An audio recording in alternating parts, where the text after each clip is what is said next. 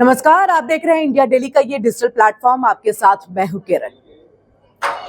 22 अप्रैल को पहलगाम में हुए आतंकवादी हमले को लेकर के हर किसी की तरफ से यही मांग की जा रही है कि बदला, यानी हर किसी की जुबान पर सिर्फ यही मांग है, बदला लिया जाए।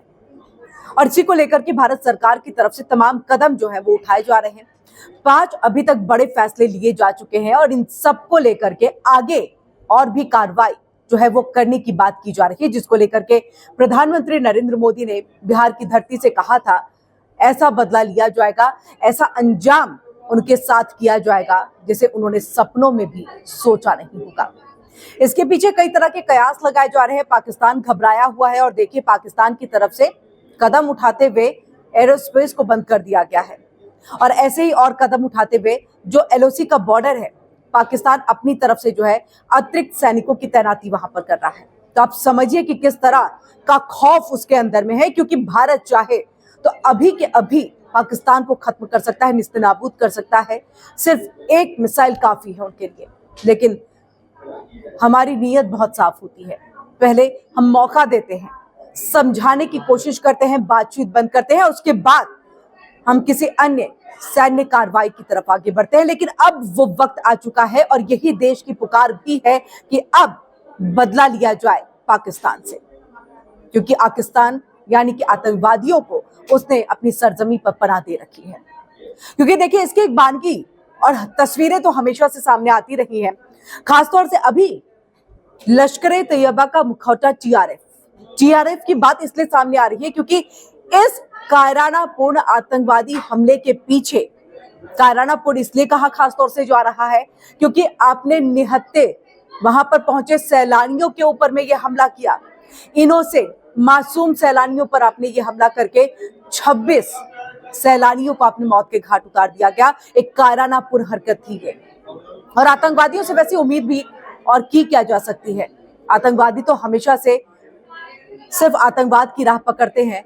खूनी खेल खेलना जो है उनका एक शौक सा हो जाता है। और यही तस्वीर जो है वो देखने को मिली कि पहलगाम पहुंचे 26 लोगों के सिर पर बंदूक तानी और गोली मार दी। बहुत ही कुख्यात इसमें आतंकवादी जो है टीआरएफ में शामिल है। ये एक तरह से लश्कर तैयबा का मुखौटा कहा जाता है।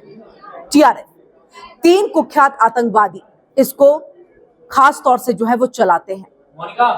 सज्जाद गुल सबसे पहले नाम उसका आता है, फिर साजिद जट, उसी के साथ सलीम रहमानी। ये 3 नाम ऐसे हैं जो टीआरएफ को चलाते हैं। तो देखिए हम सज्जाद गुल की बात कर ले। 1974 में ये पैदा हुआ था और उसके बाद उसने जो अपनी शुरुआती पढ़ाई है वो घाटी में ही की। आप समझ सकते हैं, श्रीनगर में उसने अपनी पढ़ाई की, यानी कि बीएससी की पढ़ाई की। श्रीनगर में पढ़ाई करने के बाद यानी कि बीएससी कंप्लीट करने के बाद बेंगलुरु चला गया। बेंगलुरु में उसने अपनी पढ़ाई की और उसके बाद 1996 में उसने एमबीए की पढ़ाई की। एमबीए की डिग्री लेने के बाद ऐसा क्या हुआ कि अचानक से जो है वो बदल गया और उसके बाद से लगातार उसके कदम जो है वो राष्ट्र विरोधी गतिविधियों की तरफ आगे बढ़ने लगे। और आज के वक्त में सबसे कुख्यात आतंकवादी के तौर पर एनआईए के हिट लिस्ट में वो शामिल है। सज्जाद गुल जो कि जेल में बंद था, तिहाड़ जेल में वो बंद था और हवाला के केस में उसको पकड़ा गया था, उसकी गिरफ्तारी हुई थी और वहीं पर से वो लश्कर के संपर्क में आया था। जिसके बाद 2017 में उसने एक फर्जी पासपोर्ट बनवाया, फिर उसके बाद वो सीमा पार चला गया और सीमा पार से आतंकी गतिविधियों को वो वहां से करना उसने शुरू कर दिया। अब आप इस बात को समझिए कि फर्जी पासपोर्ट बनवाता है, सीमा पार चला जाता है, लश्कर के कमांडरों से मिलता है और उसके बाद टीआरएफ उसका गठन होता है।